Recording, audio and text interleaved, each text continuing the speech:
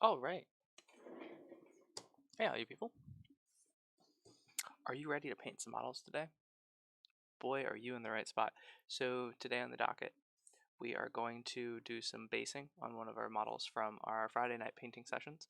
We have the Acolyte from our Monster Manual painting series, and that ground needs to look not like ground. So we're going to start with that, and then we're going to move on to probably painting some Necrons, and then I got some other stuff planned. But I'm feeling rip-roaring and ready to go. So I'm going to go ahead and get started here. I didn't plan any of this out tonight. That's kind of just what we're doing here on Tuesdays, just chilling, doing some stuff. And thinking about the base for this model, I wanted to do something along the lines of probably just mud, maybe. Where do you often find acolytes? I wonder where you would find, maybe in like an underground cavern actually. So we don't have a lot of space to work with. As you can tell, this model base is quite small. So we'll have to do some creative problem solving for that. But I'm also just like looking around as I try and figure out what I want to do with the model base.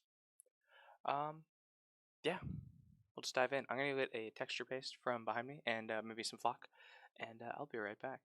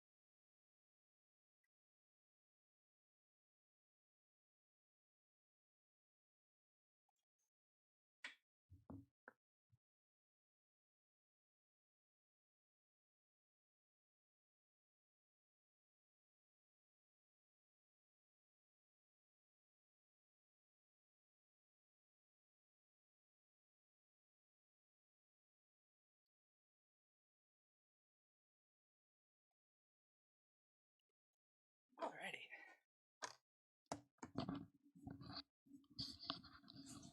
I believe we should be good to go now. Gonna dive into the basement here and grab a cup for some water. Ooh, we knocked a bunch of stuff over there. That one's on me. I moved my desk. I'm changing up my lighting and everything, and I still getting used to everything, and I'm realizing how horribly inconvenient I made certain things for myself. Like I don't know, just giant shelves everywhere. Okay, so that's jumping the gun. We got some tufts, some mud, some texture paste. Oh wow, this stuff's really old. I don't think I've ever even used this. I think I bought it when I first got into modeling miniatures. This is Citadel Texture Astrogranite Debris. It's really cool. Let's see how it looks. It's quite separated, which I've never seen in the texture pastes. My first thought is to attempt to shake the hell out of it, but I want to just kind of give it a couple of firm taps because I don't know how the texture paste takes to vigorous shaking. Okay, that seems to have mixed it up just a little bit, just enough to give us some room to hang ourselves with, as it were. And we'll start this off with just a little bit of water in here.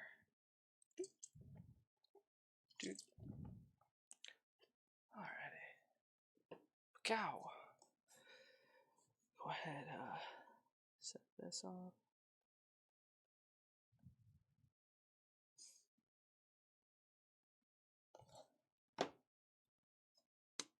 Grab one of our texture brushes here.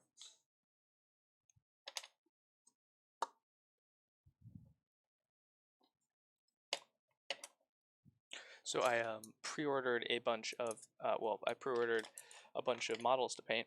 I almost said a bunch of a box, but no. I bought a singular box of the new Age of Sigmar Dominion set, which is really, really cool. I'm absolutely adoring all of those sculpts. Oh my god, some of the people that have gotten pre-orders of it already, like the YouTube channels and content producers and creators out there, oh my god, so jealous. Like the stuff that they get to paint ahead of us, absolutely amazing. I'm gonna try something a little different tonight. We're gonna try and zoom in this close-up cam. And I did actually forget last week to buy that top-mounted zoom thingy, so we will hopefully have that next week. But that's 100% on me. Let's try and zoom this in a little bit. Okay. Okay, so yeah, that's pretty far zoomed in. That's about where I do my stuff. Right here. Right about there. Good deal. Just don't look at my tummy. Alright. So we wetted down a brush, and this is just one of our old, really crappy brushes for that we use for these kinds of materials and such. And we're going to start with the base coat of just a little bit of the thick mud.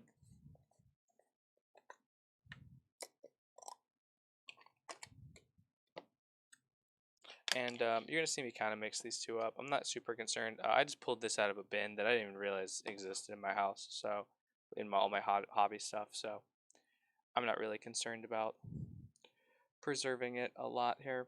But we're going to go ahead and just start off with this. And we're not trying to get full coverage, we're just trying to get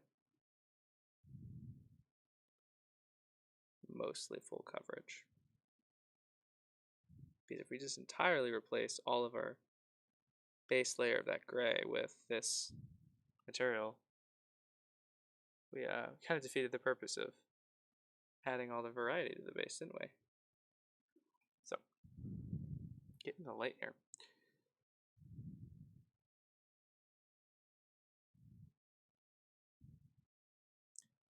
I'm noticing right now with my new camera setup and light setup, don't really have all the light that I need where I need it, which isn't a big deal for something like this, but in the future we will need to make some adjustments. And I definitely want to cover all this white, because the last thing you want is an exposed base. Okay, so there we go, we got some of that in there. I wonder, when does this get bad for, yeah, right there, almost immediately. Cool. Need to get some of those like a really nice camera or photography or video recording light, because right now none of my light really seems to be in a good spot to be usable. And there's that. Still all pretty glary actually. There we go. That's not too bad. Excuse me. Oh, am I gonna cough a second time? No. Okay, we're good.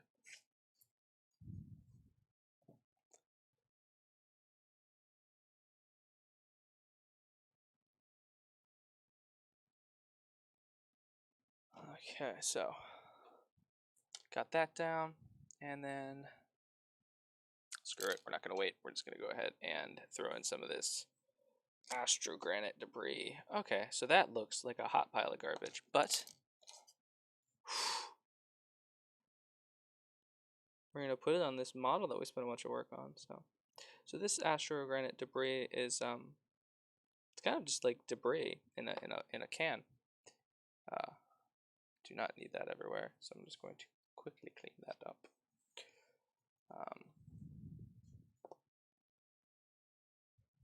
The texture paste. JW made quite a number of these, and some of them are really great, some of them are not. Move over here into the light here. What I'm doing here, so I'm just going to throw some of this into a couple spots.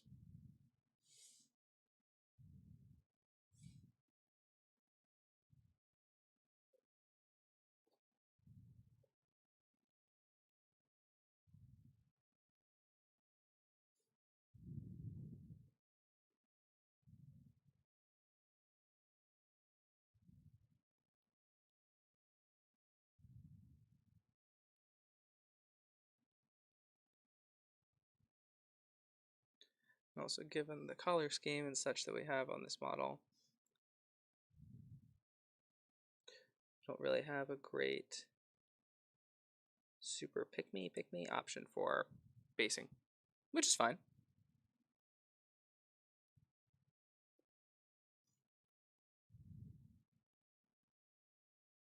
Okay, I have a feeling this is going to take quite some time to dry, so we're actually just going to stop touching it for now.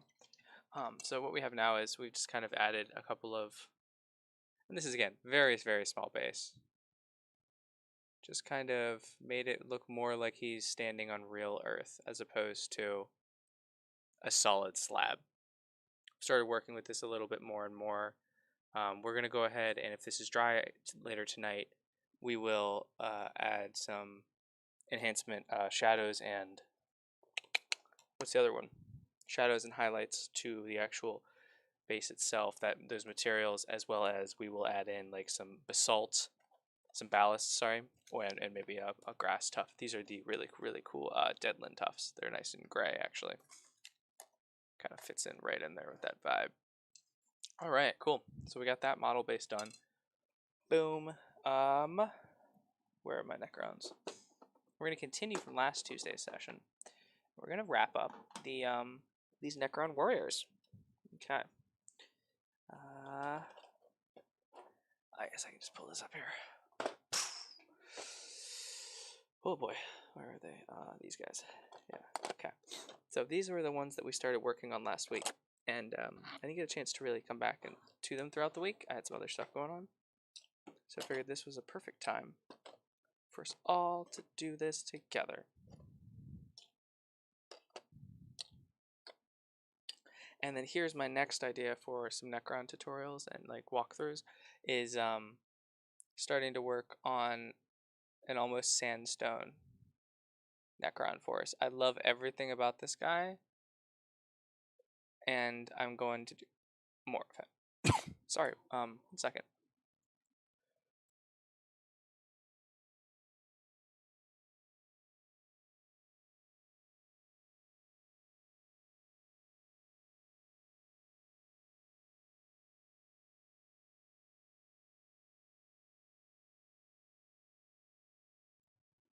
Oh boy. I hate when you have to cough and it's just because of a tickle in your throat. Okay. Yeah, so this is the this is my sandstone Necrons. These are some of the this is a destroyer lord. Not destroyer lord.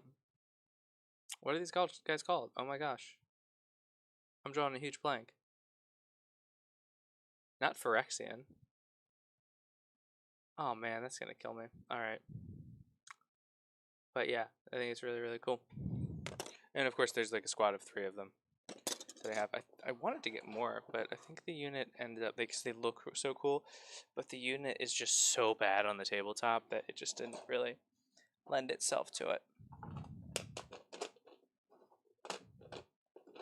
Okay, cool. So these are our Necron warriors that we're going to be painting. They've been all jungle-fied to an extent, but tonight we're going to create some vine strap around them, as well as we're going to paint on the fusion, and we're going to paint in some of the fusion and glow on their guns. I probably should have done that before we added all of the flock, but I got excited, so sue me. And I'm looking up that Necron warrior, that Necron. Because that is actually, I'm having trouble not thinking about that right now. Oh boy. Oof. Scorpec destroyers. Oh my gosh, it's all the Scorpec models. I don't remember their names for whatever reason.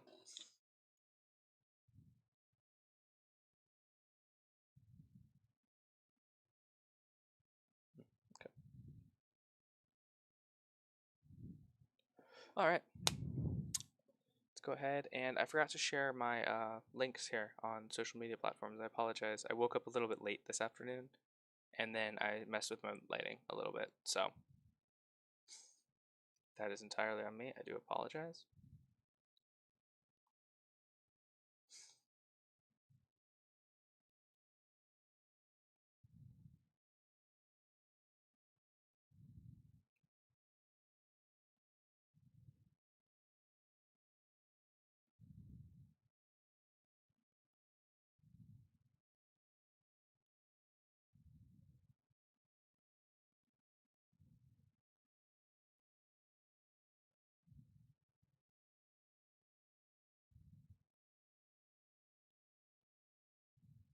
Okay.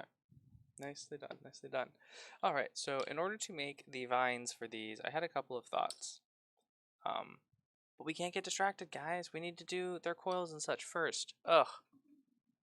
You guys are always jumping the gun on these things. So I have this Tesseract Glow, which I know works, and then I have this Fluorescent Orange, which I'm not sure if it works. So we're going to try that one first, because I love the idea of Fluorescent Orange on these. I picked this up at the store, because I really wanted the Fluorescent Blue by Vallejo. And because I really want this exact paint in every color. Every like bright primary or bright secondary color. I really, really love that. So, but I need it. This is the only one that they had. And we are just going to pop the top off of this and throw an agitator in here. Oh wow, this agitator is being really agitating right now. Okay, cool. Okay, there we go. Boom. And then we're going to shake the hell out of this. Because this was from a game store that I know doesn't see a lot of foot traffic. So this has probably been on the shelf for quite some time. So we really want to wait until we can hear that agitator clicking back and forth in the bottle here, because that means it's starting to get into and out of the bottom of it. I need to get one of those nail salon little vibrator thingies that they use for nail paints. Okay, yeah. All right, cool. That seems like it's worked. Okay. Not sure if you are supposed to water this stuff down. I'm gonna try just diluting it with like a little bit of water, and we'll move on from there. So we'll grab this, water, and a base coating brush. We'll use the Army Painter Regiment brush for this. I'm starting to really love these Regiment brushes by Army Painter. This brush has become a solid workhorse in my model painting arsenal. I will say it's probably about as effective as a brush as I will ever go in terms of price. It's about as spicy as I'll ever get. And I think I didn't even pay for this one. It came in a box, but I looked at replacing it. And not so bad. Cool. So we're going to actually scoot these all the way over there. Okay. Grab our wet palette here. Looking good, looking good. Okay, cool. It's fine, it's fine. I hope this is okay to put on the wet palette. I can't imagine that it's not. It's literally just a fluorescent paint.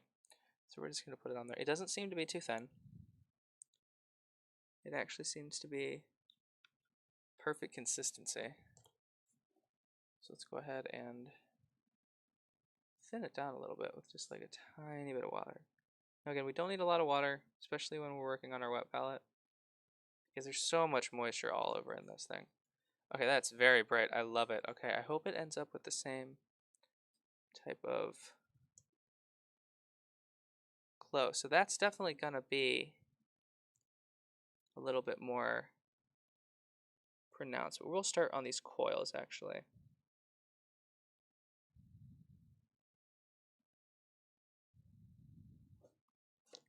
Okay, yeah. So we're gonna start painting on these coils. Just adding a little bit of this orange in there.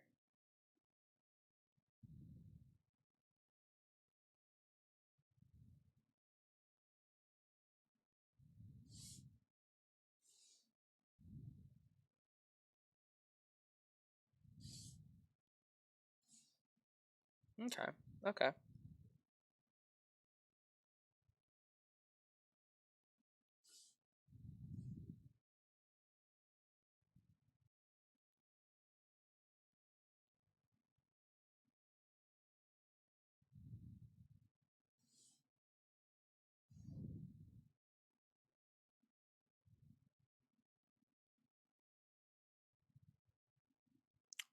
That looks good. Okay, so what we're looking at here is that orange.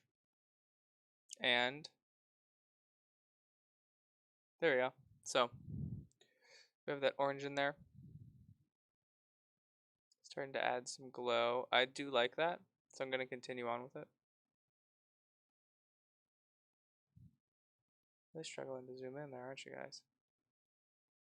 Oh, you're trying to focus on other stuff. Stop it. Look at his gun. The gun, I tell you, the gun. Honestly, because my eyesight isn't super great, I'm hoping that you'll zoom in on that for me. That's looking good. I can definitely see using this, especially when this isn't available for you, as somebody that paints a Necron army that doesn't use an orange color scheme or doesn't use the standard Tesseract grain. So I'm going to go through and I'm just going to continue this, and I'm going to do this on just a few of them. And again, we're going back to that same mentality of just an assembly line, going through and getting all this stuff together. And I think I have ideas because I want to keep the same orange glow for like a couple units. So what I like to do when I do my armies is my next squad of warriors, my other squads of warriors will not look like this at all. I will paint them in such a way that they're so easy to identify on the field for me, because as cool as it is to have... What in the hell is that? A weird manufacturing, like, I don't know what that was. It's almost like plastic. Okay. Okay. At like a tournament or something, I struggle, especially after you've been playing for a certain number of hours, you're really going to start to struggle to see and differentiate your units on the battlefield. So if you paint them all slightly differently, just makes your life a little bit easier, I think.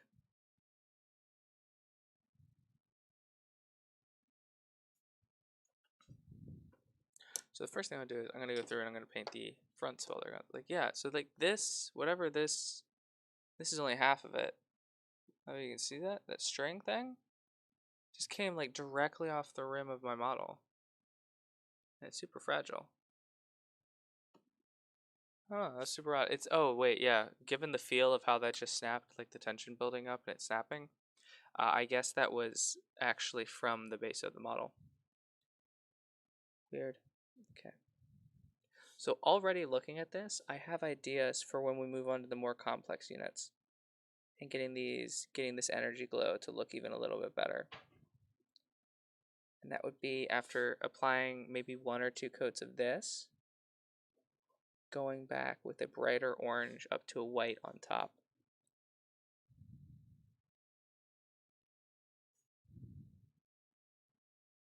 And yeah, we are going to try and overpaint just a little bit with this. Not a lot.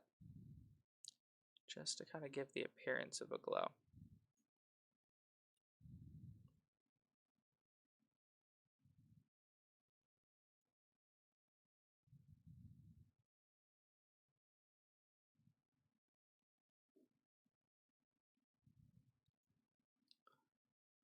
Yeah, so then we have something that looks like this.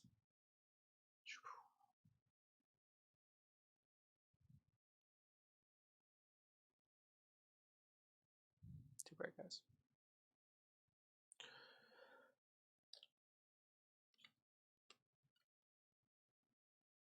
Well, I guess while we're at this, we can also do something like their eyes.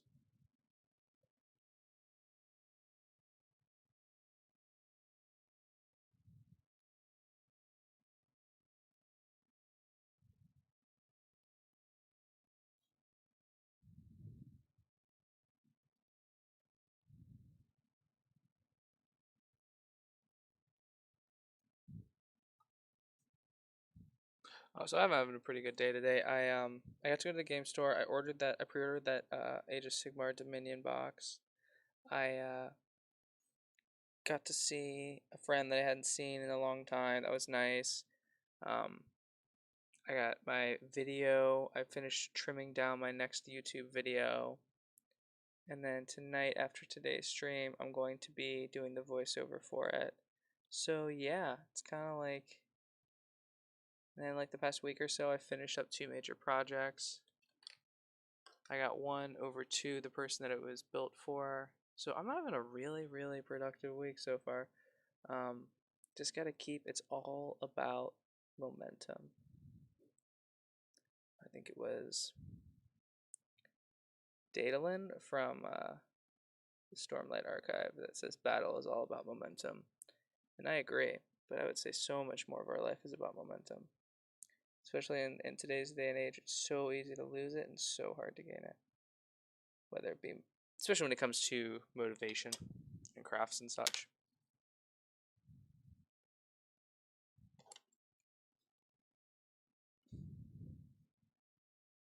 Just gonna go in here and grab his eyes too.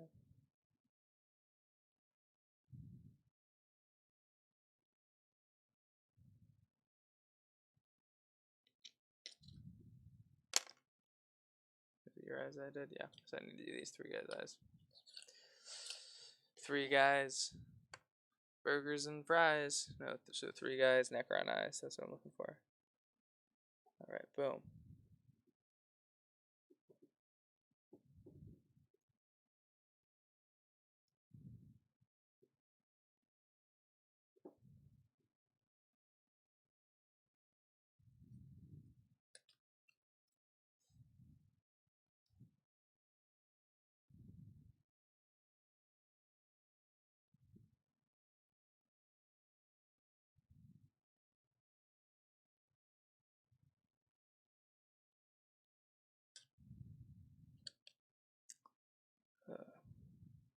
Okay, here we go.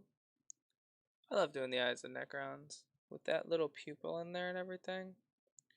Really, they could have been huge dicks and actually made the robot eyes almost harder to paint than the people eye than the human eyes. I'm really glad they did not. They just kind of made them normal eye sockets. They're hollow with just a little bump in them. And if you do find that we accidentally overpaint a little bit, we can either just wipe it away, or we want to overpaint a little bit because we want this to appear like it's glowing. Same with this down here. Kind of just continue on. Yeah.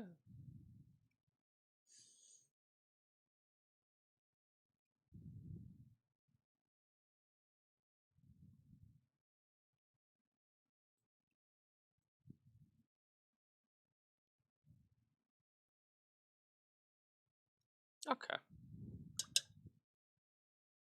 There we go. So this guy actually already had that green applied. So you can see the difference between the green Tesseract glow and this other one. It definitely, well, let me try and paint that orange onto a bigger spot of the model, because that's not really a fair comparison as it stands now. I guess I should have done this first.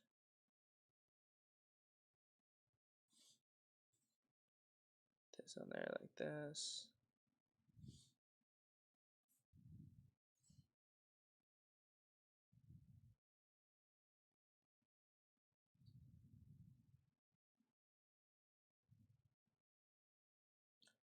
Okay, actually, kind of dig this.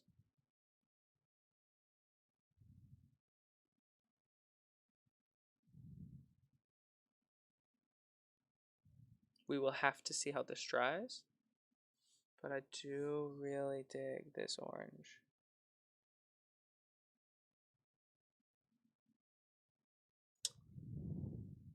I guess I'll do the coils as well. We're gonna do one, do it all the way. And his eyes. I hear you, folks. I hear you. Okay. Yeah, so this orange is pretty bright. I can only imagine too that if you really wanted to push the neonness of it, you would go ahead and you're gonna be splashing in a little bit of white, making sure to keep up that like super high saturation on our colors.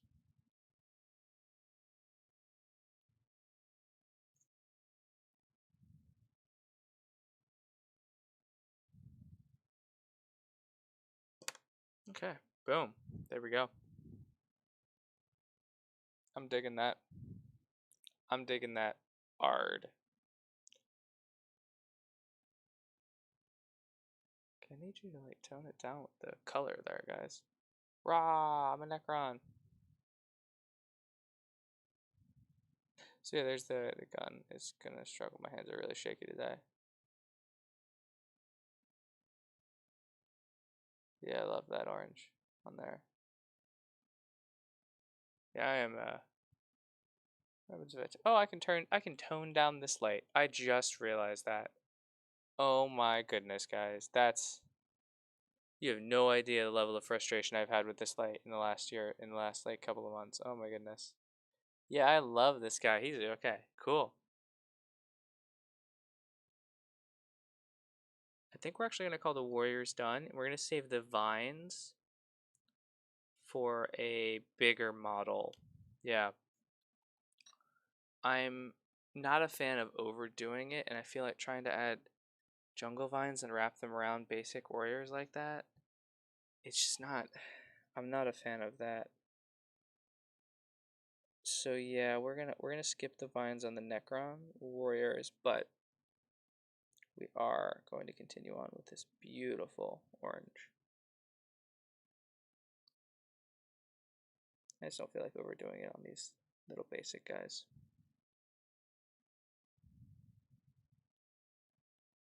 Because right now, we are definitely above our tabletop standard paint colors.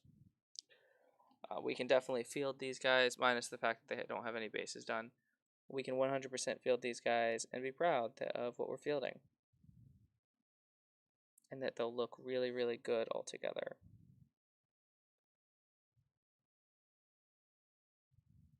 You got a little bit of an exposed head thing going on there, sir.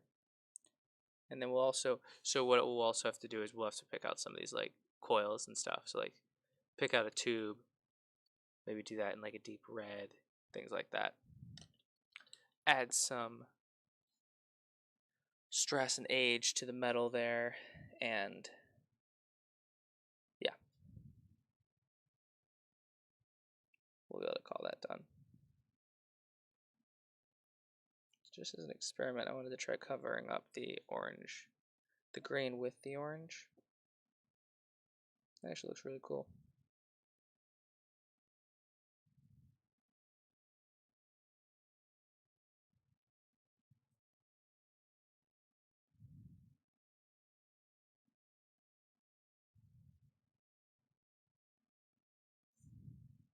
I like it. Okay. Get one back. I did all of your guys' eyes, and then you guys have your coils done. And your gun's done. So you guys are actually done waiting for me basing materials. And then you guys are not. You guys need everything done. We go ahead. Keep our brush wet here. Poke out the eyes on this guy first.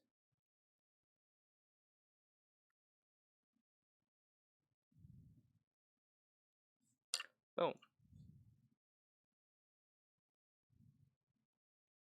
But yeah, with that new Dominion box set, you do get a ton of models. So I will tell you, the moment that gets in here, I'm going to be painting those up like a madman. My goal is to get the whole box set done in just a few days, which I know is a big goal. But I really, really, really want to pump it out as soon as possible. Really excited about them. I advertise some of my first Age of Sigmar Stormcast and Orc faction painting as well. And hopefully run a special on that box set.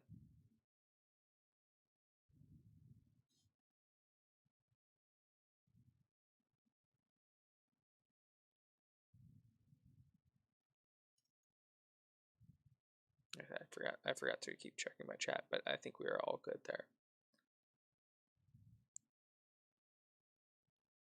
It's really easy to just kind of stop paying attention when you're doing batch painting as well. Normally I like to listen to an audiobook or something while I do it, but tonight we are actually, well, as of right now, we are just painting in silence, at least on my end. Next week, well, this Friday coming up, I will hopefully be on both Twitch and YouTube, and I will have music. I'll have some music to be playing. I'll have music playing in the background, and so on and so forth. I kind of stayed away from that a little bit because I know that when I like to watch YouTube videos or people live, I do not like it when I cannot hear them above their music, or that their music's too loud, because I like my music. And sometimes what happens is you put them on, and in order to hear them, you have to turn the volume up, and then when the volume is up, you always have to hear their music, and you can't listen to your own. Really throws off your groove, man. Little Cusco joke for you there.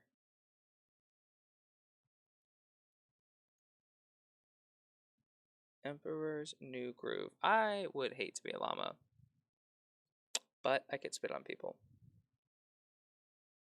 And not like in a pay $50 and I'll let you weigh, but like in a I'm a llama and what are you gonna do about it way.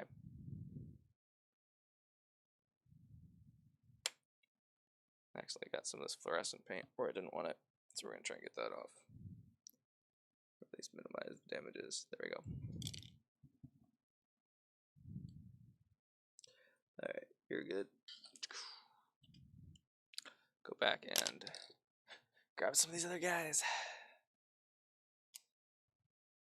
I almost poured some of this fluorescent directly into my paint, into my water cup. That would have been no bueno, everybody. No bueno, no bueno. Cool, cool, cool.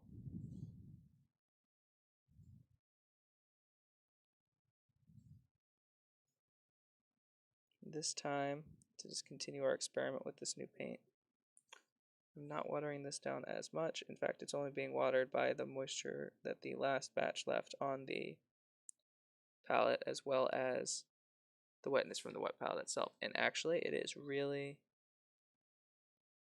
working about the same, very similarly to it the way it did before.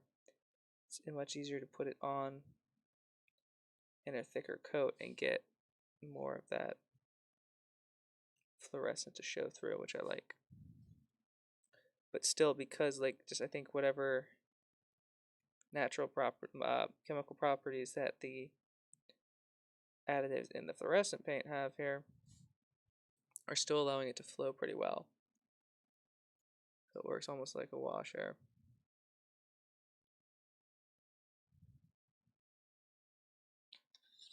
Necrons. Alright. Get all the guns here. All the guns. Speaking of all the guns, have you guys seen this stuff about the Dungeons and Dragons Borderlands thing coming out? I am so pumped. I am so pumped. The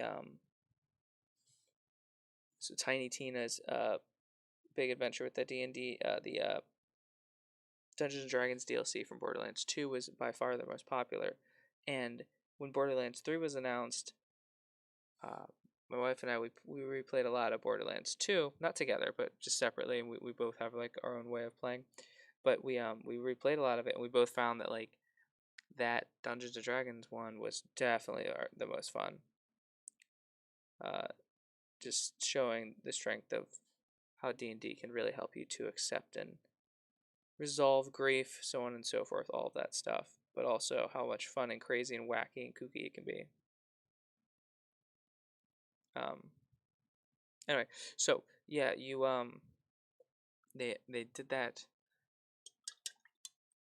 DLC and it was so popular, and I was really flabbergasted that Borderlands 3 has been out for so long, and we haven't heard anything about a follow-up to that.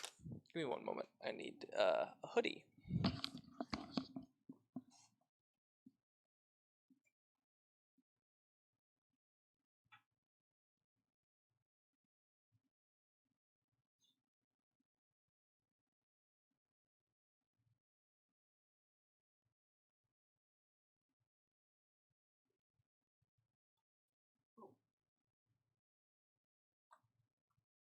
And now I've got my hoodie on. Wanna grab this too? I really want to come paint things with you. We'll do that at Good Nuf now. Alright, yeah, so I was really excited for the potential of it in Borderlands 3 because with all of the crazy firing modes and everything that they established with all of their gun manufacturers and stuff, I thought it'd be really cool. But nothing. The year went by, nothing. I think Borderlands has been out for almost 2 years now, nothing. And I was like, wait, are they just not going to do a follow-up to what I feel like had to have been their most popular? And then they announced this game, or at least maybe they discussed it beforehand. I can't remember. But it is a full Borderlands, the same company that makes Borderlands, very clearly in the same vein of game. Action shooter RPG-esque kind of thing with just set in that whole thing. So you're gonna get these spells, all this other stuff. Really, really cool game. And I've had a little bit of a disappointing week for video games this week. I even requested off work. For the first time ever, I requested time off of work for a video game release. And I was very excited. And my request off for this Thursday was actually never approved. So I'm glad that I didn't just not show up. But the game that I was going to be playing is getting pretty bad reviews. And as well as that, I watched some gameplay footage, and the things that it's getting bad reviews for are unfortunately things that are important to me. Mechanics, playability, making sure it doesn't feel clunky. It's a real big turnoff for a game on my end. It's kind of why I don't like to play games in beta anymore. We used to a lot. Love to do stuff like that, but now I hate it. I have so little free time now as an adult that spending any of it on a game is definitely a luxury that I have, but it's not a luxury that I want to waste on a game that isn't fully ready to be played yet, if that makes sense.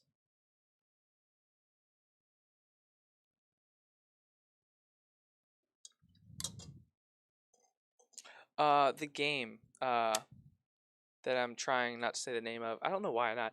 Dark Alliance. It is the Dungeons and Dragons, Dristorden, and Companions of the Hall video game. It's set almost in the same style as that old. I don't know if you ever played them, but those pick one of three adventure like Lord of the Rings games where you could play as Legolas, Aragorn. That's the one that I remember playing growing up, and you would fight through levels. I loved the. Oh man, I was so excited for it. I've been geeking out since the first trailer. I am such a huge Drizzt Do'Urden fan. Drizzt Do'Urden, and like I think I own way too many copies of all those books, including a lot of the collector's editions, signed copies, so on and so forth. So I was geeking.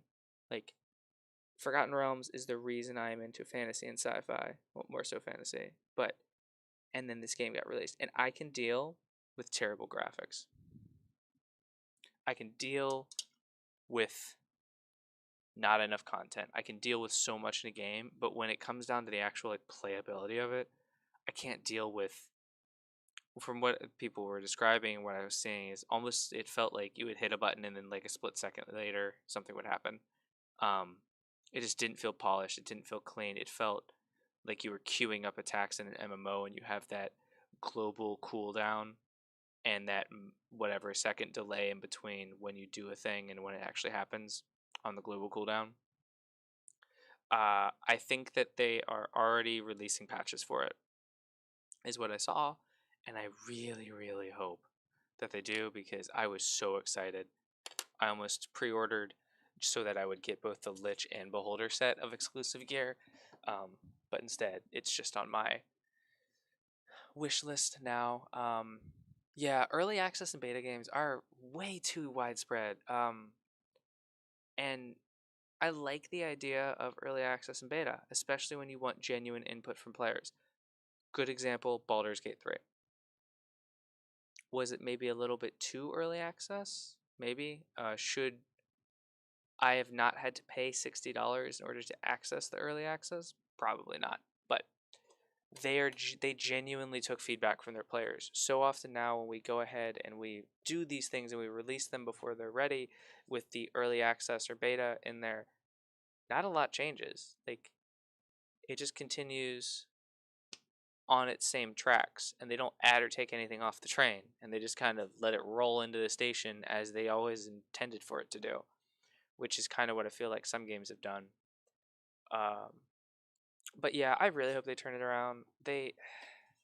It's such a phenomenal IP and so special to so many people that I really hope that they take some good looks at what is going on with that game.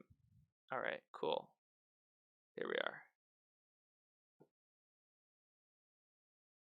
I'm going to destroy you with my laser guns. All right, cool. So we're gonna add some. Let's check on this guy. You dry yet? You dry? You dry? You dry? Are we there yet? Are we there yet? Oh man, guys, we're so close to there yet. Okay. So doing sequencing here. This is the third thing that we're gonna work on tonight. Probably is this MDF kit. Maybe print. Oh, that Ark Survival game is still in early access and was dropped. Yeah, Ark Survival. Awesome example of a game that was in early access for so long and has done such a good job of improving its game over its early access and beta period. In my opinion, AAA developers should never be releasing stuff in early access or beta. It exists. The idea of those mechanics should exist exclusively for companies like Ark and other smaller ones. Like, what was the one? Path to Exile? Games like that where they don't have the money to pay for playtesters, so they need people to play their game that aren't them. I think that's where we really need to be using that early access beta, but now it's just kind of like this catch-all. So yeah, this was one of back when Asset Drop was still doing its thing. I'm so sad that it's not. I only got to ever do 1 or 2 asset drops, but this is one of the things that came in there, along with this model. So this guy came. I think this was separate. I don't think this was part of the same scene. And you also got some other stuff. And I wanted, I almost didn't want to paint this, but I really want to try it. I really want to try paint something in the more realistic style here. A little bit more grungy. So that's my plan, is to do some of these. And I'm looking at this now, and I'm realizing, 1, I'm missing a piece. And 2, I don't know if I can just prime over top of this MDF. Sometimes MDF warps when you prime it, so we might have to put this one off until next Tuesday, when I already have it primed. Yeah, this is exposed wood. I think this would warp pretty bad if I sprayed it with something that was too damp. So we're going to put a pin in this, but look forward to this next Tuesday. We're going to be painting this. And we'll pick up something else here.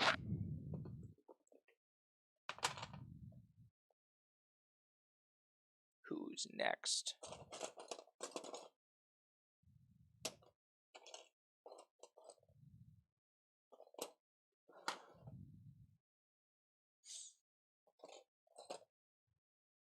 So we got this guy that needs done.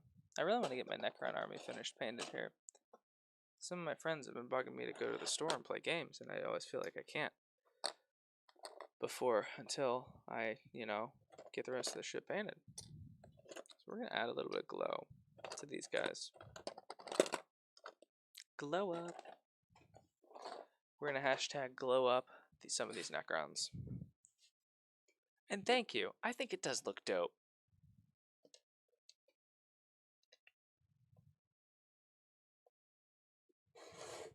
Okay. Oh yeah, I'm so excited for the next video to be released, guys. Oh my gosh. So every single time that I do one of my video releases, I try and do something a little bit extra because I've never touched it. I'd never recorded anything in my life before I started this channel, except for like a video of the cat.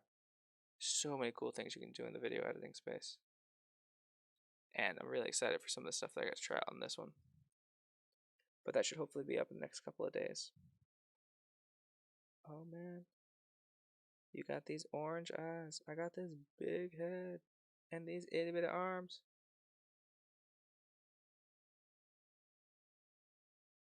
Alright, cool. So we're going to go through, I think these are called crypto thralls. They are companion units for some of the leaders of the Royal Necron Court. And I'm going to glowify a couple of spots on these guys. Because I really want to add just a little bit of extra. Ooh, do you guys want a fun? Do you guys want to learn a fun fact?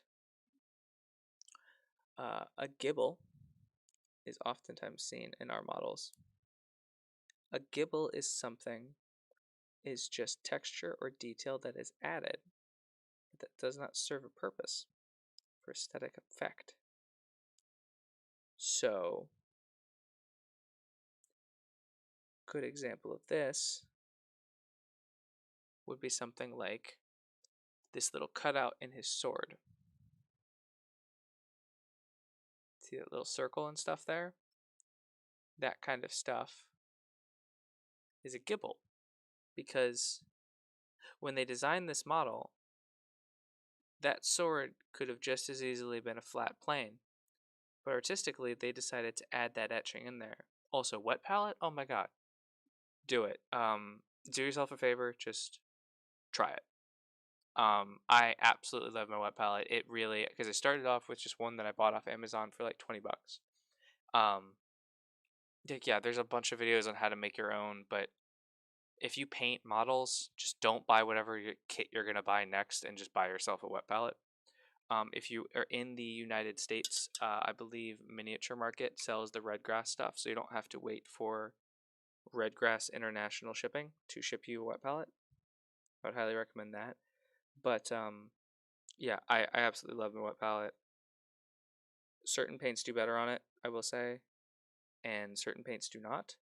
But it really has helped to just kind of, like, the moment I have to stop stressing about always having to water down every single paint every single time I go to touch it. And then you can mix your own colors a lot easier. Yeah, all in all, huge fan of the wet palette. They really allow you to do some extra cool stuff. But not like in a, you can't do this without a wet palette, kind of like the airbrush does. But yeah, I got one. I got like a bigger one. And then my wife got me this one for, I believe it was Christmas or my birthday. I forget which. Or just because, Tuesday. Because she's nice like that. But I I love them both. I love both of the wet palettes. I think this one's nicer because it seals. It actually seals on top when you aren't using it. It's got the rubber gasket here. The other one just kind of locked closed, which worked perfectly fine. But since I was going to be potentially traveling back to and from work with it, I needed something that's sealed. So yeah, trying to get into the painting more, do the foam craft and 3D printing. Awesome. Way too many unpainted miniatures. All right, cool. So I'm gonna spotlight you, my shelf of shame here. So that entire shelf there is just full of unpainted models right now. I'm working through it. Kind of why I started streaming. Oh God, I just looked under here, and under there is a couple more tubs of stuff in various stages. So I would say this. It's not shameful. First off, yeah, sorry, I don't know why I did that. I hate calling it piles of shame. Uh, if you enjoy just collecting and kind of painting what you want when you want to, screw it. That's what you do. Um, but yeah, I would say for tricks of the trade, there's tons of really cool things you can do. Like get yourself a wet palette. Just do yourself a favor and do that. Um, if you're into 3D printing, I'm going to assume that your disposable income is at least in the middling low at the very, very least. And I would say just buy yourself an airbrush, because I think these rattle cans of primer are like, as long as if you use ones that are specifically designed for models, you're probably looking at a lot per can, and you'll save yourself a lot of money in the long haul just using an airbrush. I was so hesitant for the longest time because I thought they were really expensive, and then like $140 later, I have an airbrush setup, and I was really happy. Thank you for joining, Brad. I really appreciate it. Thank you for stopping by. Every Tuesday, every Friday. Fridays are a little bit later because I work in the day beforehand, but thank you for coming. So when you say you do foam craft, Holly Polk, uh, do you do like the diorama stuff, or do you do more sculpting? So I guess like terrain making, like with Black Magic Craft, things like that, or are you talking about something else? What is up with my throat today, guys?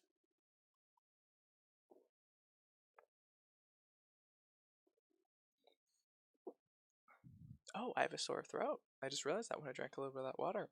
Okay, okay. I feel you. I feel you.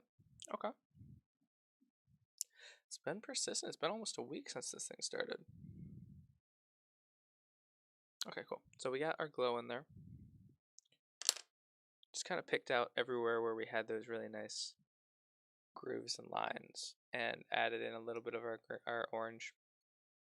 I'm going to do that on this guy, this other guy too.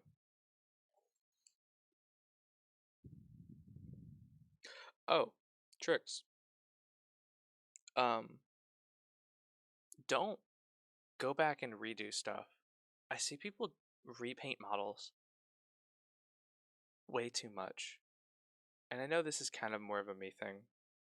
But once I've painted something and I am happy with it in that moment, I don't ever want to go back and redo it. I would rather start a new one from scratch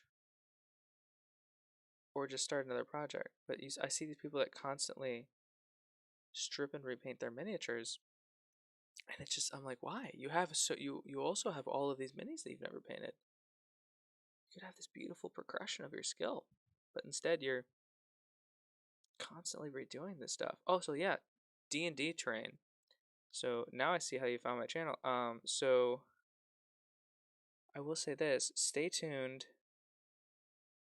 I found a bunch of footage from an old project of mine, and I made some really, really cool Dungeons and Dragons terrain as part of a commission for somebody who was doing it for a game of theirs. Um, some modular little tiles, bigger tiles, and then a bunch of modular ruins, and then some other stuff. Lots of really, really cool stuff. I think originally I didn't get enough footage to really do the video that I wanted to do, but I think I still have some of it. I think I have enough to at least put out like a small tutorial like on how to do the ruined walls and such. I've been having a lot of fun with it. I love making D&D stuff. Yeah. Jeremy over there, Black Magic Craft. Awesome guy. There's so many others like Tabletop, Wicklaron, Tabletop Witchcraft's another one. Kamiko is, I think she does, that's the cosplay person. I forget who I'm talking about. The extremely Russian couple, and they're adorable. And they just painted their van or something in their most recent video. I forget. I like her stuff too. As for D&D terrain, I'm actually hopefully gonna be putting up a tutorial here on a really cool D&D piece of terrain. Having some trouble with what exactly I want to do with it. It's gonna involve like magnets and one of those impossible tables.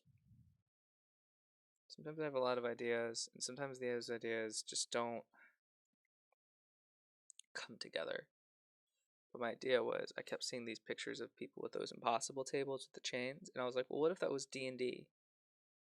And then that was where my thought stopped, and then my brain kept just spinning its wheels, and was like, yeah, this is happening.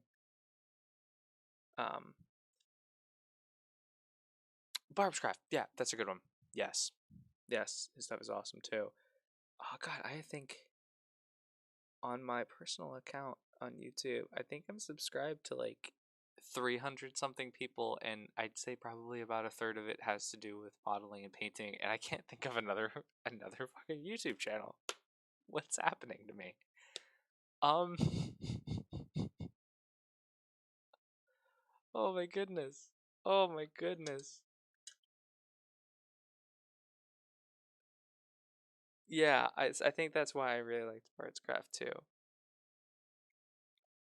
And don't be deceived, just because he's using a chef knife and stuff, a lot of people that don't like to watch his videos because they're like, cool, well, I have a hot wire cutter, so I'm kind of a past videos like this. I encourage them to keep watching them too. Oh my gosh.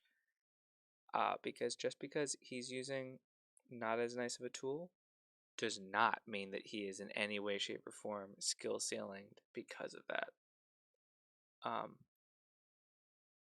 yeah, a lot of the times people will not want to watch stuff once they think they've evolved to a certain point in their training or another training, their crafting and such. But no, no, no, no, no, no, no. That's the guy you watch. Okay.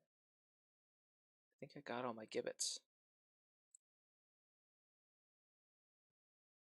Okay.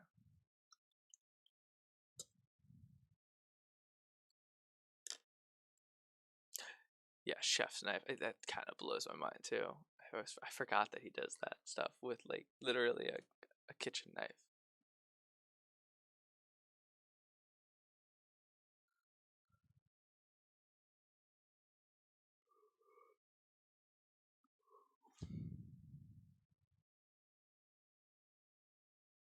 Yeah, I'm trying to get more into the 3D printing side of things. I've done a couple for my Friday night streams, just in preparation because I needed some stuff to flesh out my A's. So going through the whole monster manual letter by letter rather than entirely alphabetical, I don't think I would be able to stay sane doing that otherwise. Um, yeah, 100%. The skill is what matters. Practice and drive, yeah. I have a buddy who does a lot of the same stuff as me, and he, for the longest time, just kind of kept buying the tools that he saw these YouTubers use, and then got really frustrated when it wasn't working out for him. Like he bought a Proxon and just still didn't really make anything that he was happy with, or that that it really looked like he put any effort into it. But at the same time, I hadn't bought all of that stuff, and he was always like, "How did you do that?" And I was like, "Well, I just followed the tutorial and I just kept like, working on it." And finally, one day, he just kind of went and said, "Screw it," and he stopped using all of like these crazy things. He just started working and followed, like, went back and followed one of the beginning tutorials on, I think it was Jeremy on Black Magic Crafts channel, and oh my gosh, he said he'd never had more fun crafting in his life. He stopped trying to make these super complex builds because once a YouTuber has gotten to a point where they've made all these basic tutorials and you hop onto their channel, what you're going to see is a highly skilled person in this art of miniature painting and crafting doing very complex uh, builds with very complex tools. What you have missed is the interim where they have built their skills and their understandings and along the way, and you're just seeing their current level of crafting. And I don't mean in terms of like how precise their smooth, creamy blends are of their paint, or how cool their builds are. I mean where they are with just like their knowledge of what looks good and what they enjoy to do. And he was trying to leapfrog a lot of that. Which nothing against him. Like I hear you, I hear you.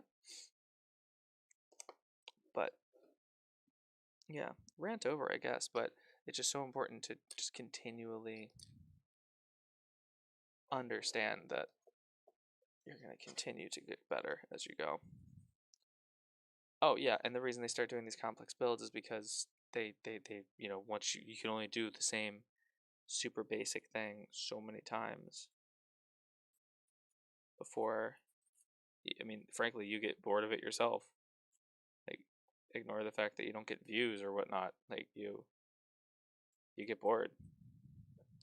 And you can tell when a YouTuber is bored with what they're doing. I will say that after watching crafting videos for better part of like 6 years now, 5 or 6 years, you can tell. You can tell when they're burned out and they don't want to be doing what they're doing anymore. Or that they just are not inspired to be building anything. This week's latest build is, I have no idea. But now with the, I don't know, in the last like 2 or 3 years, I've seen so many more YouTube channels pop up. People are just excited to be making stuff. And it isn't even about making a channel that makes money off of it. Like, I know for a fact that there's plenty of people, myself included, that have no interest in like monetizing their channel or anything like that in the future, which obviously I know I can't now, but like in the future, when or if I do have like that sort of a following and such, I don't think I'd be interested in monetizing the channel, things like that. I just like sharing what I'm doing with people, honestly.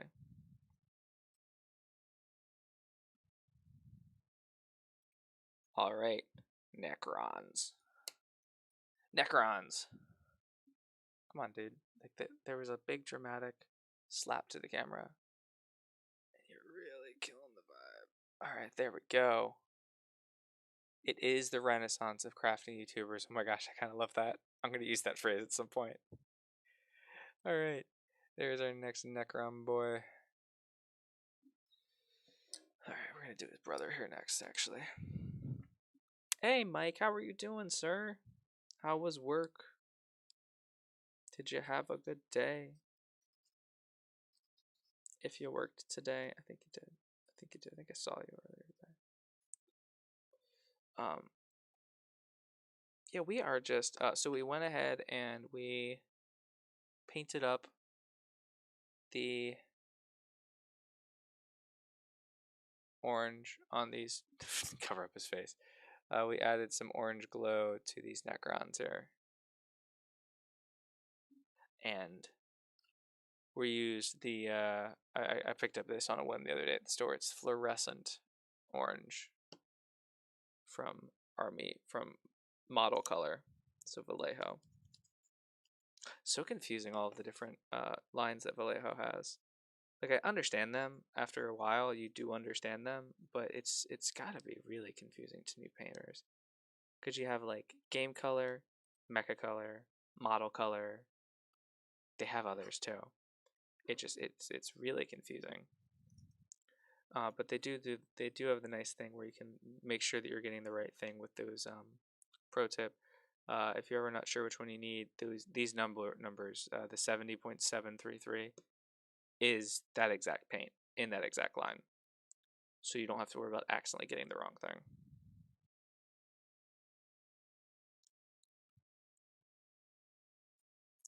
Alrighty, Mr. Necron, are you ready? Are you ready for your jungle undergrowth to be added? No, he's not. His face is way too clean. There's no paint on that brush. There we go. Oh, there's almost too much paint on that brush. There we go.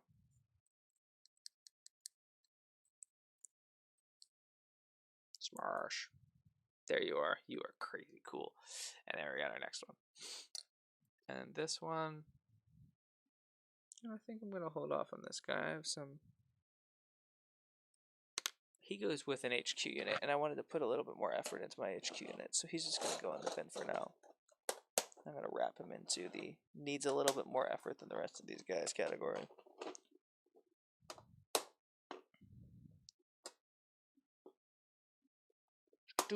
Okay, cool. Alright, put that aside for now. Necrons. Okay, so we have him that needs done. We need to finish this guy.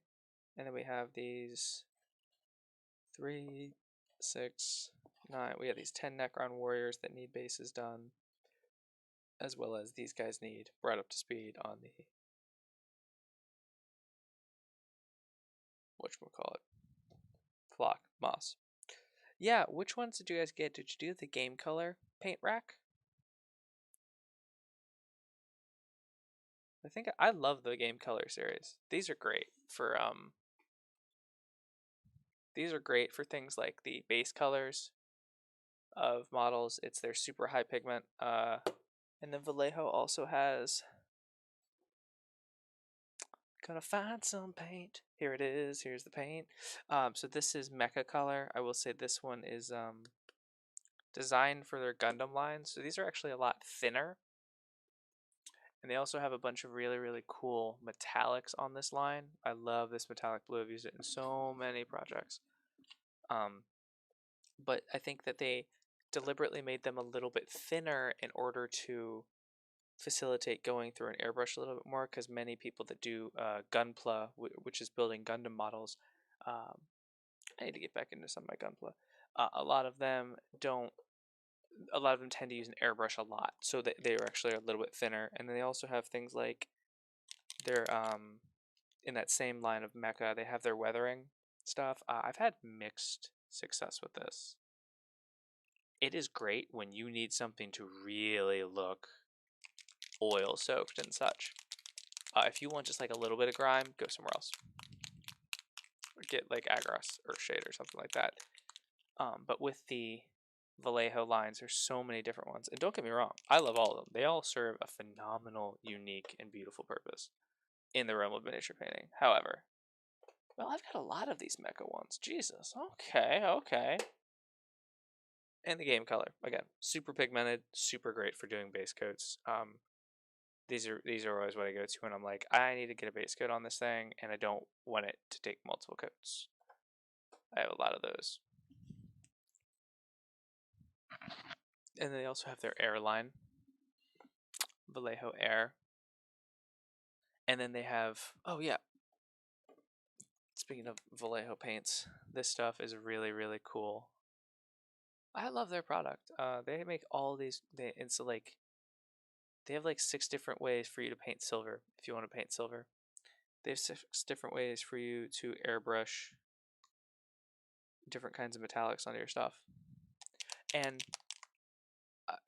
having used them all, I mean, they're all pretty interchangeable. It's just like I understand why you might want to have this specific one that's designed for airbrush, because I got it when I was doing a big metal thing. And I also get why you would want, a miniature paint, because, you paint miniatures or something. I don't know what we're doing here. We're just looking at paints at this point. Sorry, everybody. Just, I got excited about paints. I like paints. I think I might have a problem. How many of the Gundams have I done? I have done at least 6. Only a couple of those were R grade or above. I believe that was the term. We had some issues with a flood in my house, and I kind of put everything into a box. I haven't touched it in a couple years. My favorite build was, God, it was the blue and white samurai guy. I don't know where my head's at today. And I'm not going to go and look at him in the box, because I'm pretty sure there's a spider in that box over there. And I'm not going to mess with the spider. But I love them. I have a Zaku, just a standard Zaku that I know is partially completed that I need to go and finish, that I will probably do on stream someday on a random Tuesday. Paint recommendations? Yes. Oh man. Game Color for your base coats. 100% all day long. Citadel contrast paints for all of your shaders. Citadel makes really, really good. Don't buy Citadel base colors. Just don't.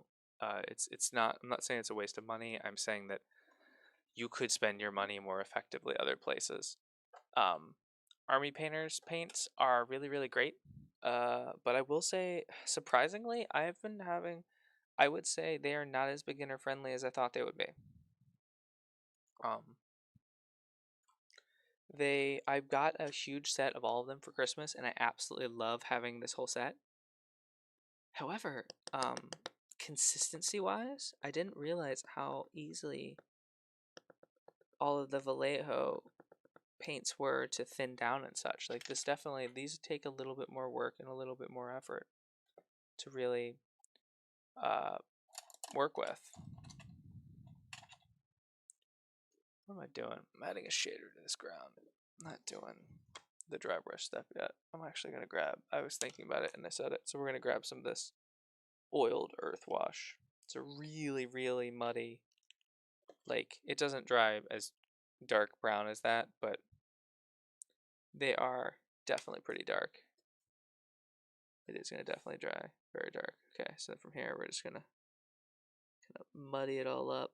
If you check out last Tuesday's stream, what's cool is we added some variation in our color here on the ground, so it's not going to evenly just become brown and muddy. It's going to continue to add variations in color here.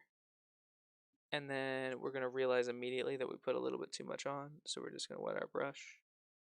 Just going to get some of that off. Yeah, I want that stuff on my hand instead of on this model.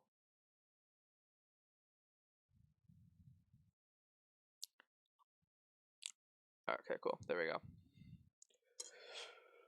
Alright, so now we've gotten some dirt. We've gotten some mud on the ground.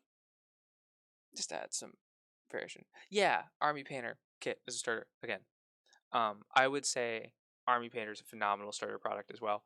But after using game color for the first like 4 or 5 years that I was painting models, the consistency of a new paint brand really started to throw me off. But I was going through the list here. So Citadel contrast paints for all of your shaders. So if you need to shade something that is blue, you have like 6 different options for doing that. Like here's 3: a very light blue, a very dark purpley blue, and your midtone blue. Will help you to add detail. And you know, when you don't always, because you don't always want to use just a straight up black wash. Yeah, that'll work 90% of the time. But sometimes you want to add some depth to something that's purple. And there you go. Same thing with their dry paints. Another really good product that I feel is worth the extra money is the Citadel dry paints and the Citadel contrast paints. Both of them are great.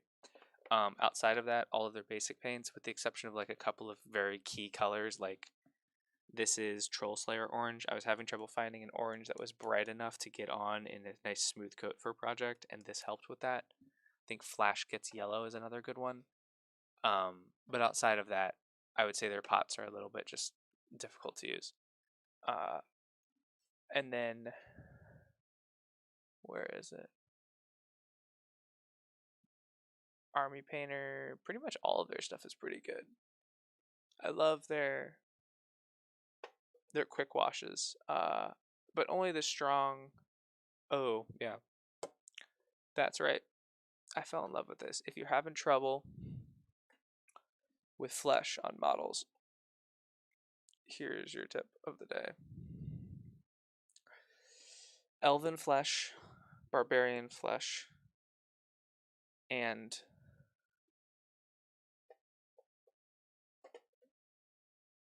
tanned flesh. Okay, so using one of these 3 and then following it up with the flesh wash from Army Painter is a phenomenal way to get, I think, Eastern European, Anglo-Saxon, and traditional Asian color skin tones after this is applied to it. Oh my god.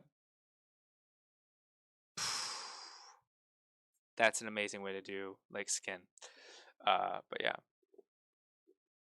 Why use a dry paint over a wet? I'm going to show you here in just a minute. Actually, we were just using a dry paint a minute ago. So when we painted all of this rust and stuff onto this model, you can see here, like down in here, that just little bit of orange and stuff. We were dry brushing that. Now, you can use any paint as a dry brush paint. You can use any paint because dry brushing is a technique in which you just go over and just pick up certain details on the model.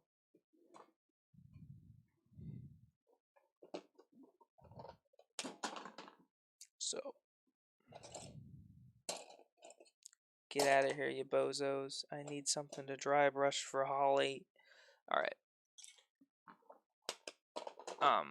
So when we dry brush, we use a dry paint because we don't want to get full coverage. We don't want to get streaks of this color over our model. We want to pick up just a little bit of detail.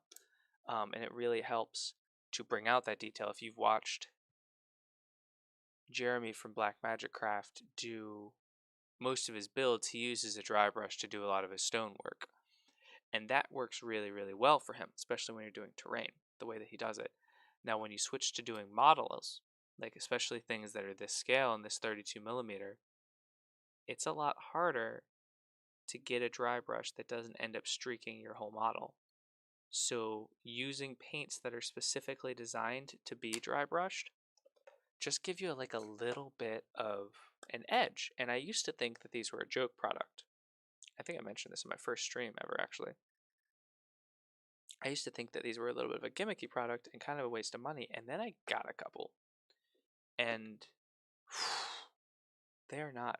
They are actually really, really great, especially when you go for something crazy like my two favorites are probably the Ryza Rust and the Hellion Green, because these aren't just straight up purple or green blue. Like these are very specifically like, this looks like rust. This looks like Hellion. I don't know what to say. It's like Hellion. Let's show you this one too. So like if I was going to do his blade here, we are just picking up, actually no, his blade's kind of like the worst thing I could do. Let's do his chest. So normally if I was using just craft paint or like a normal wet paint, and I just got a little bit on my brush, and even if I dried it off, and I went ahead, is this even going to show up a little bit? Yeah, there we go. You would really start to see me paint almost the entirety of the model. But if we're using something like this, wow, this is going to be hard for you to see. But you can start to see that we're just picking up a little bit of that detail. So we have this side. Wow, it's really hard to tell the difference here. And then this side. So with the dry brush paint, we've started to add, come on, shaky hands. So you can see here, we started to add a little bit of like texture and granularity to this whole area here. And then on the face here, we started to add a little bit more definition to the brighter areas, like the ridge of his crown there. Whereas on this side, it's still just very flat metal. And it looks pretty good right now because you have light reflecting off of it. And this is base coated in a metallic, so it looks pretty good right now. But when we go to paint, this is going to be what we want to do to enhance our highlights and shadows, because phenomenal YouTuber for you to watch if you want to really get into the science of like how to really improve your miniature painting is, and like obviously he's a little bit more advanced. Miniac, he's definitely a little bit more advanced than a lot of the other YouTube and tabletop crafters, but he has him and his buddy John at Ninjaon. They both have YouTube channels that kind of focus a little bit more on that higher end stuff. But as someone, even when I was beginning to start painting, I didn't have a lot of experience. I really found a lot of their stuff helpful just because it just kept knocking around in the back of my head. They talk a lot about like covering things like highlights and shadows. Are you dry yet? Are you dry yet? Highlights and shadows, upping contrast on models, all of this stuff that really, really helps you to get better as a painter. And I'll be honest, watch a couple of those videos and then don't try and do it. Just do your normal thing. But watch a couple. And then just let them start kicking around in the back of your head. And when you find yourself in a spot where like you're like, okay, cool, well that was really great. I feel like I could do a little bit more on this project. You know what that little bit more that you could do is. Dry brush, dry brush, dry brush.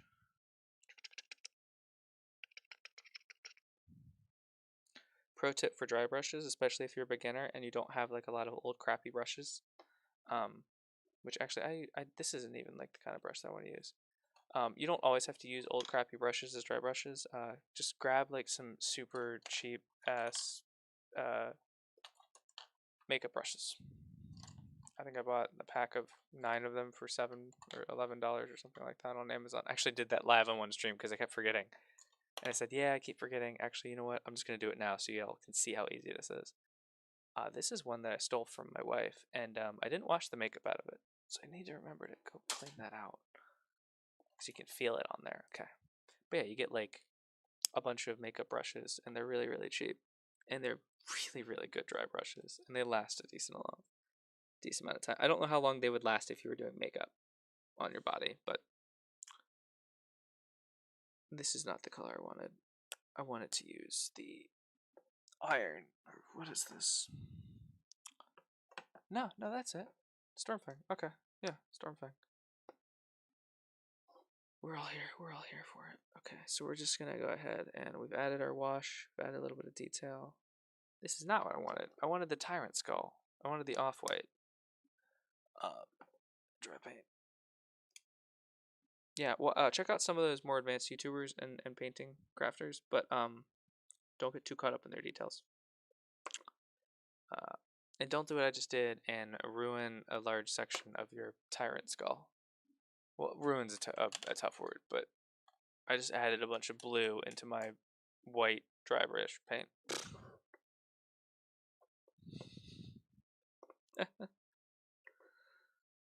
So what kind of stuff do you 3D print? Is it for like a game, or do you just like print off random models? I might have some 3D printing questions for you, because as I continue my Friday series, I'm anticipating using my 3D printer a lot more than I normally do. And I have got it, and I've gotten a number of good prints done, but I can already see myself not being great at 3D printing, which I'm hoping to get better. I painted something really, I printed off my biggest thing ever, which was just a U-vent machine. It was like this big. But I learned how to properly hollow a model and add like vent holes and such. So I'd like never done anything like that.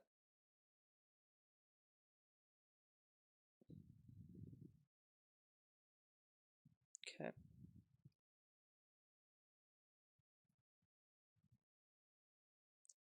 There we go. Okay. Alrighty. Oh, just subbed the Maniac? Yeah, no, he's awesome. He's a crazy guy. I will say that. He's got some high energy sometimes, but I've met myself, so that's fair. Okay, we're gonna add an army painter tough in here. Yeah, that's actually what I do. Printing minis for Dungeons and Dragons. I'm painting everything in the monster manual, and that's going to require a lot of printing, because I'm going to buy most of them, but there's some that don't exist in model form manufactured already, and some sculpts that I don't like, so I need to print them. So like I printed the Awakened Bush, because I needed an Awakened Bush for my A section. And I have this big spreadsheet, and some of them are going to be real easy prints. I've never done anything as big as some of the ones I think I'm going to attempt. Yeah, this grass tuft is a little bit big, but we're just going to use it because I already pulled it off the thing.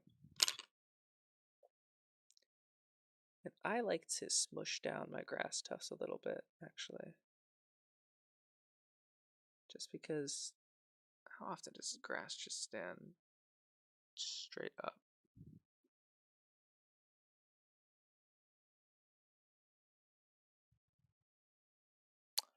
Oh yeah, printing busts is a great way to get better at all aspects of painting. I need to do some busts, actually.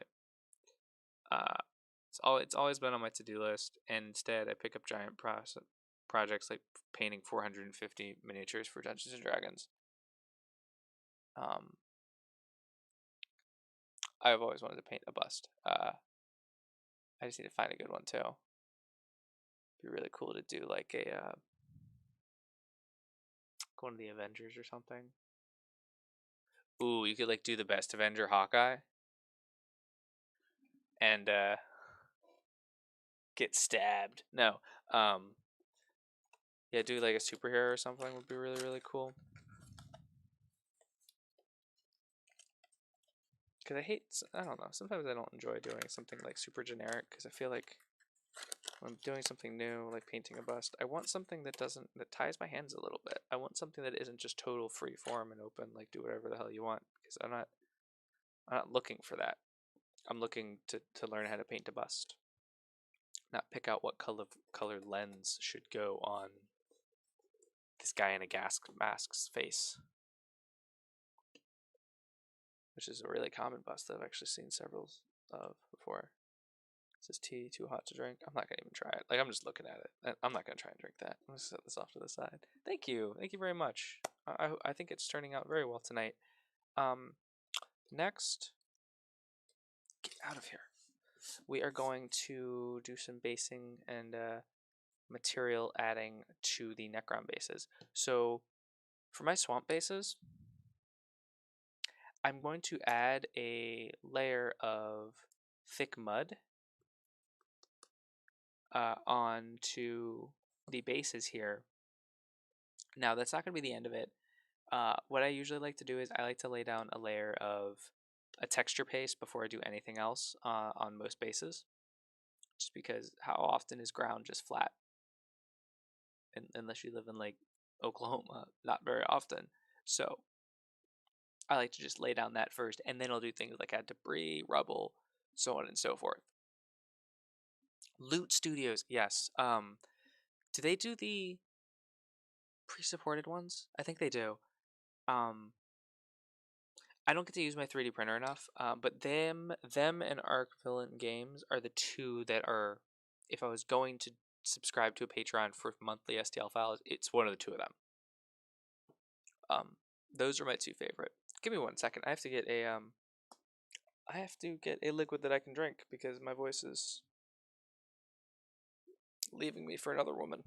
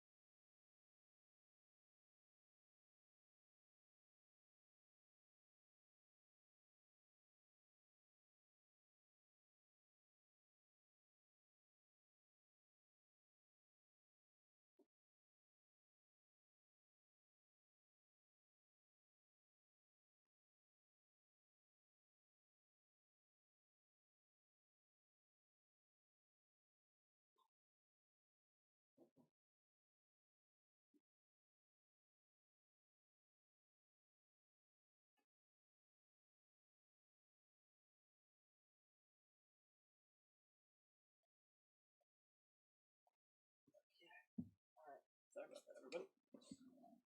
I'm back. Oh.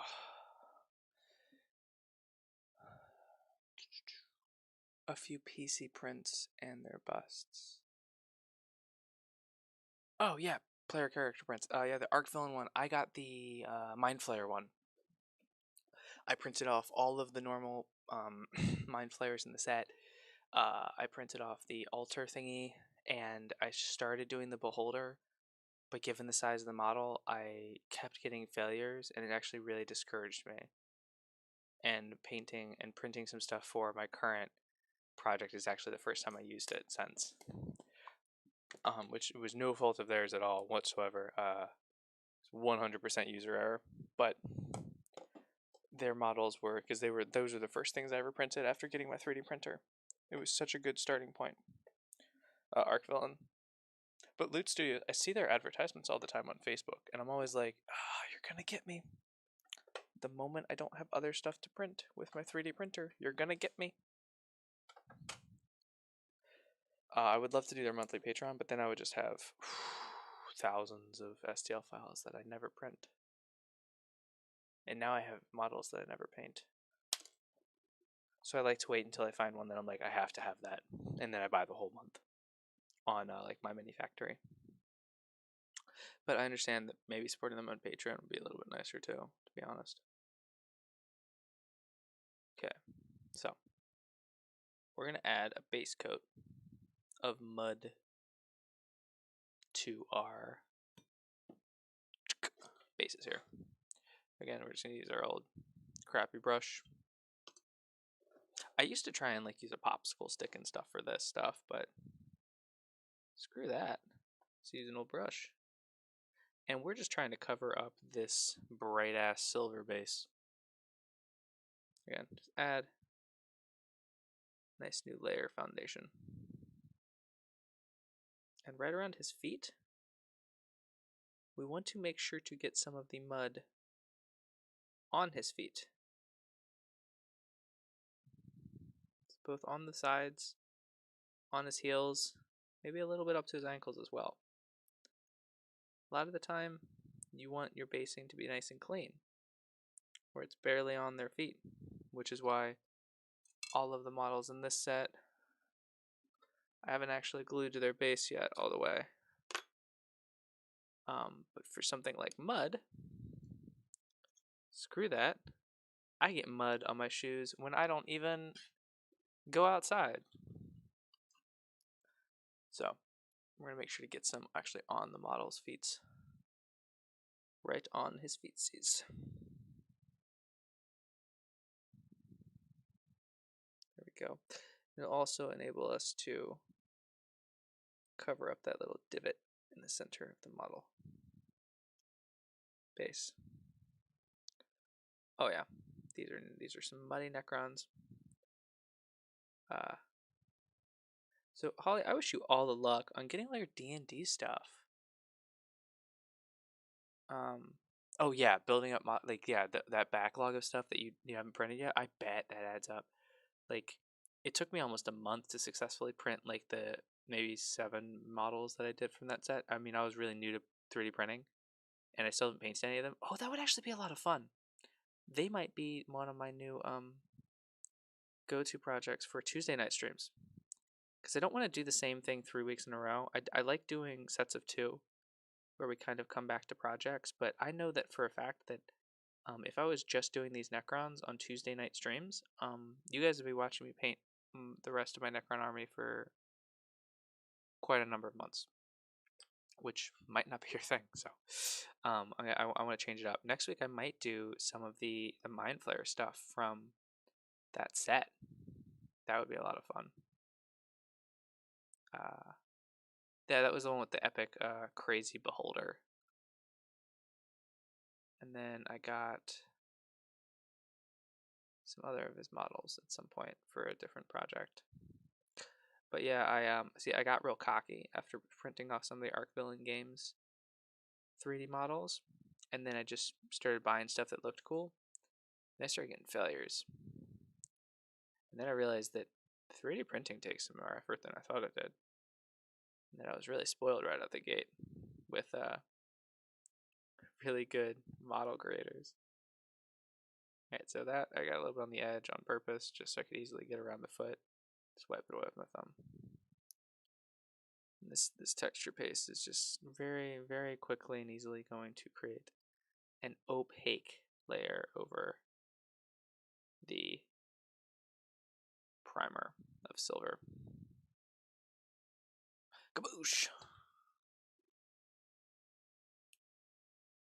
I actually had to replace my FEP film for the first time. Yes, please. I look forward to talking to you again, Holly. Holy. I don't know how to say your name. Thank you very much, and I will catch you next time.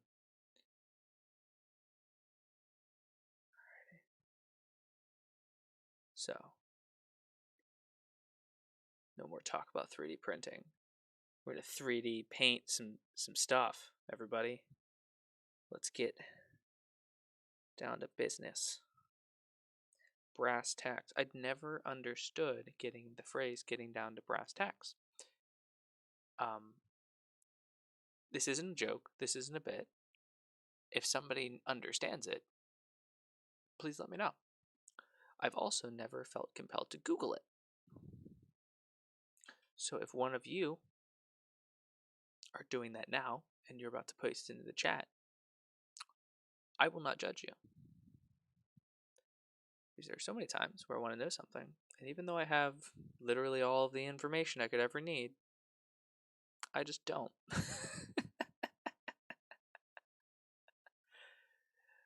Like the Jesus kind. Happy painting with... Oh man, my delay's too big. I didn't catch your joke. I'm so sorry. Let's get down to it. Like the Jesus guy. Because I think there is a 15-second delay between when I do stuff. I just scared the bejeepers out of my wife. She was watching my stream upstairs, and I just popped through the door, and she was...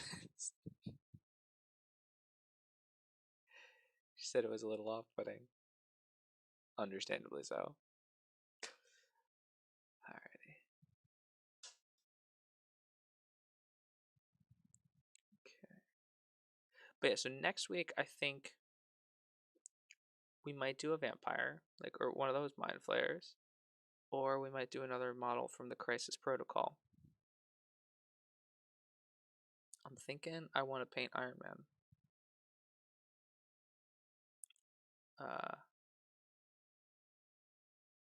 There we go. You're all muddied up. And sometimes it just gets really, really gunked up, so I'm just going to clean it off.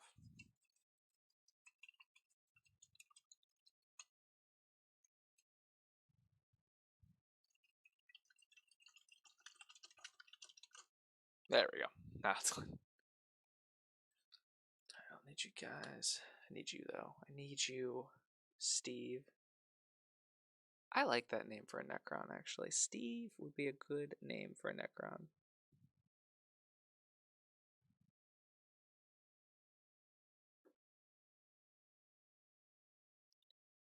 I have awoken, and I am Steve. I will retake my tomb world.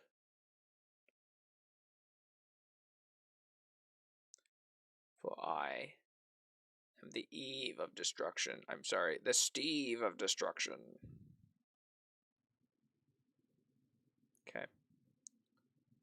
Ooh, did I take my second dose of Adderall today? Given the Steve bit, thinking out loud, gonna be honest, there's a couple of signs that point to no, but that's okay. That's okay. That just means more Adderall for tomorrow. I'm kidding. You should take your medications as prescribed, and if you miss a dose, that does not just mean bonus points, bonus pills for later. No, I did take it. I'm just having a good day, I think. Actually, no, I have a system. Yeah, both my bottles are upside down, so I did take them both. Oh man, I got so many of these swamp bases to do. And this is just the first little layer of stuff. Oh yeah, this Friday, we are doing the Arakocra, and something else. No idea what it is yet, though. To be honest, I have most all of the A's in my possession for Dungeons and Dragons. So, with the exception of the Adult and Ancient Worms, which we are not doing yet. Those are going to be stretch goals for later on in our adventures. And if you guys prefer to watch things on Twitch, again, I think it's been a little bit since I said it. I will be hopefully dual streaming to Twitch as well on this Friday. So as long as I can figure some stuff out, that should be happening.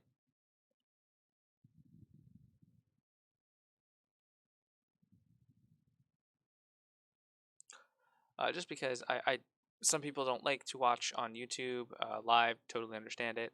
And then also, I think it should help me grow a little bit as a audience, because I feel, as much as I love the feeling that I was directly involved in every single subscriber that I have, and every single person that watches my thing, like I've individually almost reached out to most people that probably watch this. Now, don't get me wrong, I love that vibe.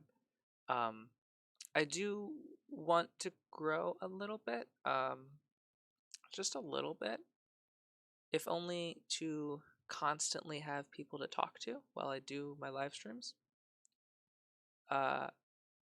So in that vein, I do want to grow a little bit, and I feel like I've kind of exhausted the amount of friends and family and local community members that I can bug and bully into joining my stream.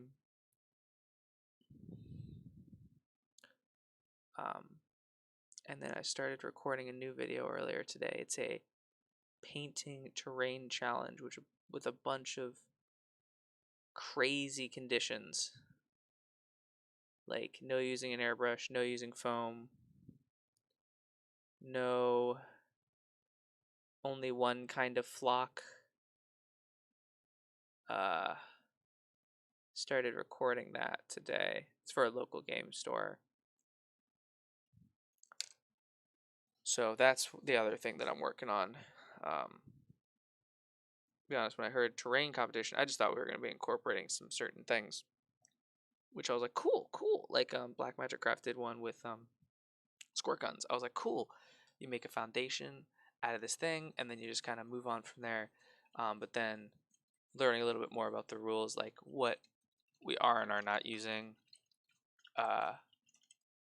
it's definitely becoming apparent that it is going to be a straight up Art Deco contest, and I am terrible at those.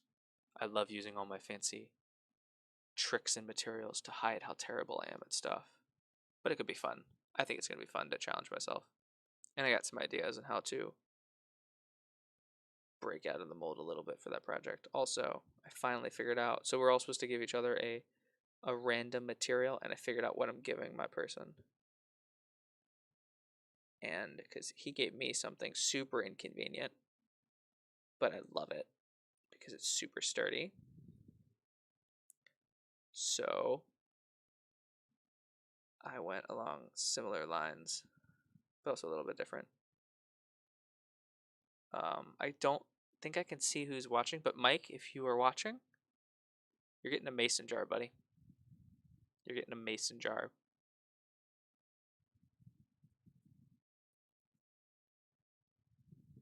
You gave me part of a retail shelf, and my response is a mason jar.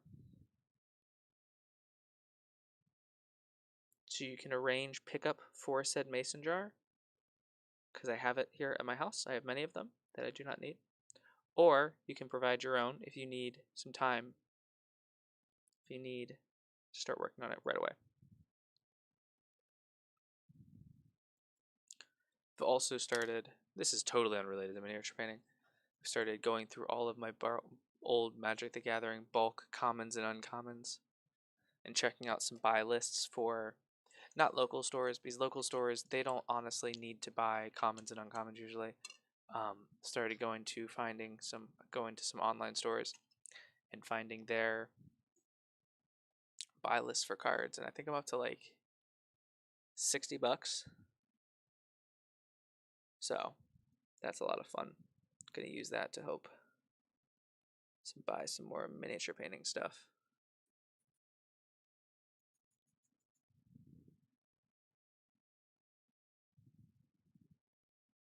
All right, guys, looks like we're gonna wrap up these Necrons here real soon here. And this is really cool. In a matter of what was this? 2 2-hour sessions-ish. So maybe about 4 hours of work. So probably easily a single night of painting if you were doing it all at once. We got a squad of 10 of these guys done. How friggin' cool is that? Look at that. 10. 10 of my Necron warriors that have sat in their current state for well over a year are now 100% done. They're not 100% done. I am lying to you and myself, but we will add some details and stuff to their base. And then they will be 100% done. And maybe we'll pick out some of these wires to paint. Yeah, we'll do that probably, actually. And again,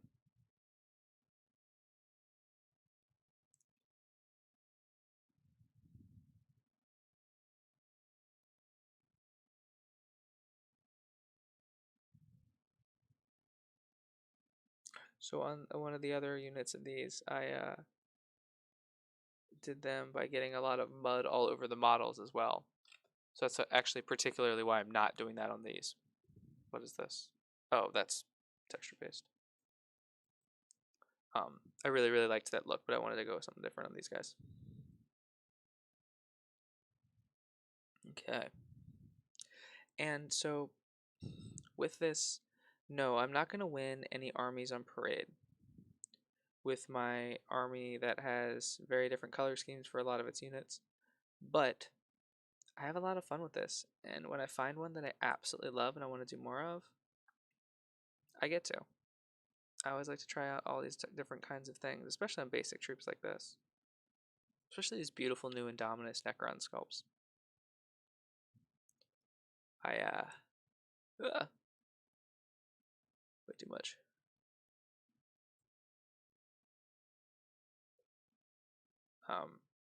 They're good. They're large, and I'm not trying to fight a bad model or an old sculpt to get something to look good, which is nice.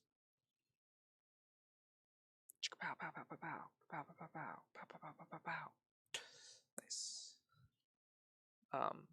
So yeah. Over time though, like if I did, some elite troops with the same color scheme, and then I went through and I did another squad of warriors. Look at most of your armies on parade. 20 or 30 warriors would be enough. So, and I have like 80, so yeah. Getting there. Okay, so that mud is now down. We're gonna close this up. Is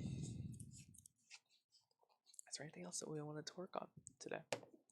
Let me check. I don't want to start anything else new, so I'm gonna put that guy away. Is there anything sitting right here that needs wrapped up?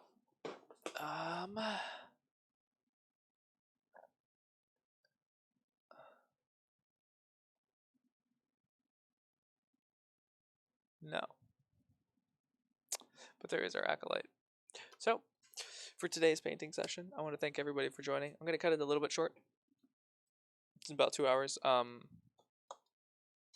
which is nice. I think the last couple ones, I overestimated how much I wanted to get done.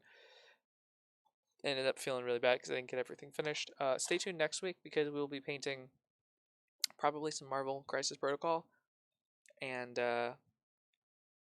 maybe some. I'm not sure what else. I got other things I need to get done. So we're definitely going to paint some Marvel and then maybe some Bushido, something like that. But I will go ahead and I got this drink and I never drank it, but I drank a bunch of water upstairs, so my sore throat. I think we're at what day 8 of this sore throat that I've had. I'm kind of over it, and I'm not usually a giant, huge talker throughout my day to day, like at my job, but dang. Okay, so as a final shot here, we will show off our models. So we started off with the acolyte. Well, first off, we finished up this acolyte from our D&D Monster Manual painting session. Put him right here. And then we added the orange to the Tesla coils of these Necron weapons.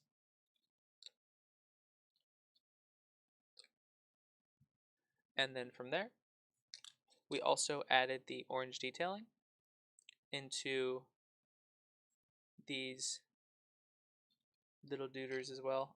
I need to play this game more. I need to know more about this game that I spend so much money on. Plasma scythes. And we painted up, we started painting those two. So thank you all very much. If you have any ideas, or like you have a game that you want to watch me, you have a board game or something in mind, or a model that you want to see me paint, please let me know. I'm definitely willing to take suggestions on my Tuesday streams. Fridays are locked in. My side crafting and hobbies are pretty busy right now, but I'm always looking for ideas for both that and this session and these sessions here. So let me know what you want to see. And then, no, next week, sorry, we're going to paint this. Duh, that's right. We're going to paint this, and if we have time, this might be a whole Tuesday stream, painting this, because I have some stuff that goes with it. But if we have time, or if I don't paint this for whatever reason, we will definitely swap over to doing some Marvel Crisis Protocol. Anyway, let me know if you have any ideas or things that you want to watch me paint. Thank you all, and thank you again for watching. I really appreciate it. That hits me right here in the sternum. So don't forget to, if you like the video, make sure to double click the like and subscribe button. And if you don't like my content, make sure to hit the subscribe and the notification bell so you can let me know every single time I post a video. Thank you all, and have a phenomenal rest of your day.